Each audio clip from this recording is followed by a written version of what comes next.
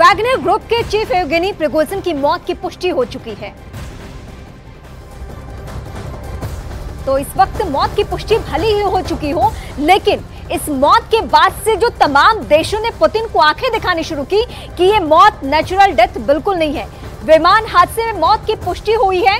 शव का DNA test होना है, ये डीएनए टेस्ट भी कराया जा चुका है। रूस के ऑफिसर्स के हवाले से ये बड़ी खबर इस वक्त मिल रही है, लेकिन इस मामले को लेकर भी पुतिन पे बहुत सारे सवाल खड़े हुए। सवाल इस बात को लेकर कि जिस येवगेनी प्रिगोजिन से लगातार तनातनी की स्थिति थी, कहीं ये मौत हुई नहीं है, कहीं ये हत्या तो नहीं करवाई गई है। ये तमाम दूसरे अमेरिका सहित ऐसे देशों ने सवाल उठाने शुरू किए जो पुतिन के दुश्मन देश रहे हैं। हालांकि इससे जुड़ी हुई जो सबसे बड़ी खबर है वो वैगनर ग्रुप के चीफ येवगेनी प्रिगोजिन की मौत की पुष्टि हुई और डीएनए टेस्ट भी बाकायदा कराया गया है, क्योंकि ये एक विमान क्रैश था और उसमें सबके बारे में पता करने के लिए डीएनए टेस्ट ही जरूरी था और वो भी इस वक्त हो चुका है। शव का हो चुका है डीएनए टेस्ट और रूस के जितने भी ऑफिसर्स हैं उन्होंने इस बात की पुष्टि कर दी है। हालांकि ये परेशानी आने वाले दिनों के लिए पुतिन के सामने है कि प्रिगोजिन की जगह कौन लेने वाला है।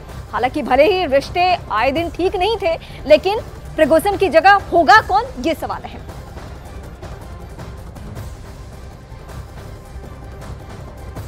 येवगेनी प्रिगोजिन जो प्राइवेट आर्मी का चीफ था, कभी बताया जाता है कि पुतिन का सबसे बड़ा राजदार था, लेकिन गद्दार हो गया। लेकिन एक वक्त था जब प्रिगोजिन अपनी 25,000 योद्धाओं की सेना के साथ दुनिया में किसी भी शख्स की जिंदगी का भविष्य तय कर सकता था। प्रिगोजिन की आर्मी में सोशल मीडिया की ताकत के साथ बड़े नेताओं की छवि बनाने बिगाड़ने की पावर भी हुआ करती थी, और एक ऐसी ताकत जिसका इस्तेमाल क्रेमलिन अपने खुफिया कामों को अंजाम तक पहुंचाने के लिए किया करता था। लेकिन प्रिगोजिन की किस्मत में कुछ ऐसी सजा लिखी थी जैसा कभी दूसरों के लिए तय किया करता था, वो खुद उसके साथ हो गया।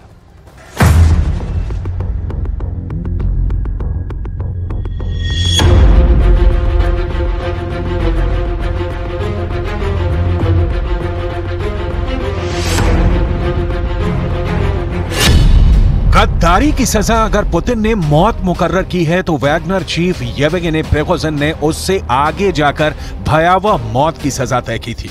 भाड़े पर युद्ध लड़ने वाले वैगनर समूह के लड़ाकों के लिए येवगेनी प्रिगोजिन का एक ही अल्टीमेटम था, अगर वो युद्ध के मैदान से भागते हैं या फिर वैगनर ग्रुप से दगाबाजी करते हैं तो उन्हें ऐसी सजा दी जाती थी कि फिर कोई गद्दारी का ख्याल भी अपने ज़हन में न ला पाए। वैगनर ग्रुप में भगोड़ों के सिर कंक्रीट के ब्लॉक से बांध दिए जाते थे, फिर उनके सिर को हथौड़ों से मारकर मौत के घाट उतार दिया जाता था। वैगनर समूह में गद्दारी की सजा के लिए हथौड़ा उनका प्रतीक बन गया था। और जब उसी वैगनर समूह के चीफ येवगेनी प्रिगोजिन ने गद्दारी की तो रूस में इसकी सजा कैसी हो सकती थी, इसका अंदाजा लगाया जा सकता है। अगर प्रिगोजिन को प्लेन क्रैश में मारने की साजिश रची गई तो ऐसे मौत की सजा गद्दारी के गुनाह के लिए खुद प्रिगोजिन ने तय की गई सजा के मुकाबले कम थी। और शायद क्रेमलिन ने इसका ख्याल रखा कि सालों तक प्रिगोजिन ने न सिर्फ उनके गंदे काम को अंजाम दिया बल्कि दुनिया भर में रूस का प्रभाव बढ़ाने में योगदान भी किया। प्रिगोजिन की मौत के बाद उसका किरदार किस तरीके से रूस में याद किया जाएगा, इसी पर निर्भर करेगा कि प्रिगोजिन की विरासत का क्या होगा। प्रिगोजिन एक देशभक्त था, एक शहीद है या एक गद्दार? पुतिन के पुराने सहयोगी पर गद्दार का ठप्पा लगने का मतलब होगा कि पुतिन उसका हर एक निशा मिटा देंगे। वो नहीं चाहेंगे कि प्रिगोजिन को शहीद बनाकर एक प्रतीक के तौर पर रूस में स्थापित किया जाए। और इसकी शुरुआत हो चुकी है। पुतिन ने एक बार फिर वैगनर ग्रुप के लड़ाकों को आगाह किया है कि अगर उन्हें रूस के साथ रहना है तो उन्हें शपथ लेनी होगी।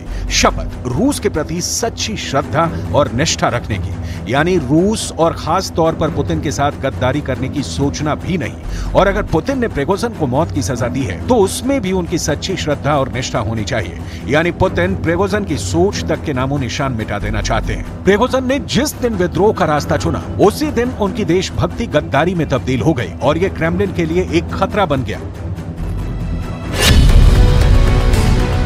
प्रिगोजिन का जिंदा रहना क्रेमलिन के लिए खतरा था।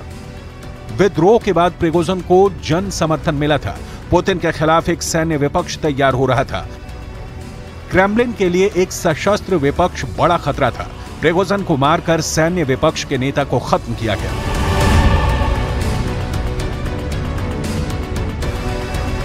विद्रोह के बाद प्रिगोजिन के साथ समझौता किया गया। पुतिन ने दुनिया के सामने ऐलान किया था कि प्रिगोजिन और वैगनर ग्रुप के लड़ाकों को कुछ नहीं होगा, लेकिन यह पुतिन को भी पता था कि येवगेनी प्रिगोजिन को छोड़ देने से सेना के मनोबल पर असर पड़ेगा और पुतिन के नेतृत्व पर भी सवालिया निशान लग सकते हैं और आने वाले वक्त में एक सैन्य संगठन का नेता उनके खिलाफ जन समर्थन हासिल करके राजनीतिक रूप में खड़ा हो सकता है और पुतिन ऐसी कोई चुनौती भविष्य में नहीं चाहते। लिहाजा वर्तमान में एक ऐसा निर्णय लिया गया जिससे भविष्य की वो चुनौती समाप्त हो गई। पुतिन ने दरअसल इंतजार किया, आंकलन किया कि क्या नुकसान हो सकता है, वैगनर ग्रुप को युद्ध से दूर रखा और यह भी आंकलन लगाया कि युद्ध में क्या असर हो रहा है।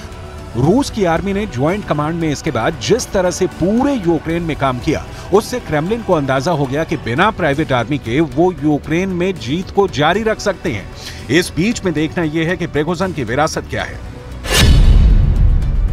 प्रिगोजिन ने सबसे ज्यादा पहचानी जाने वाली प्राइवेट मिलिट्री तैयार की, युद्ध में अपनी प्राइवेट आर्मी की ताकत को साबित किया, सोशल मीडिया पर सबसे बड़ी ट्रोल आर्मी तैयार की, दूसरे देशों के चुनावों को प्रभावित करने वाली टीम तैयार की, दुनिया के बड़े नेताओं की छवि बनाने बिगाड़ने की ताकत दिखाई, यहां तक कि अपनी सैन्य ताकत से रूस के राष्ट्रपति को चुनौती दी, 25,000 लड़ाकों के साथ मॉस्को पर चढ़ाई कर दी। प्रिगोजिन के तमाम कारोबारों से ज्यादा उसकी आर्मी और उसकी आर्मी की उसके प्रति आस्था, जंग लड़ने के साथ दुनिया में उथल पुथल मचाने की उसकी रणनीति ही उसकी विरासत है। और अगर ये विरासत जिंदा रहती है तो पुतिन के लिए एक बार फिर भविष्य में चुनौती बनकर खड़ी हो सकती है। लेकिन प्रिगोजिन की विरासत का क्या होगा, ये तब तय होगा जब व्लादिमीर पुतिन तय करेंगे कि उनके 33 साल के पुराने साथी को वो क्या पहचान देते हैं, एक देशभक्त, एक शहीद या एक गद्दार।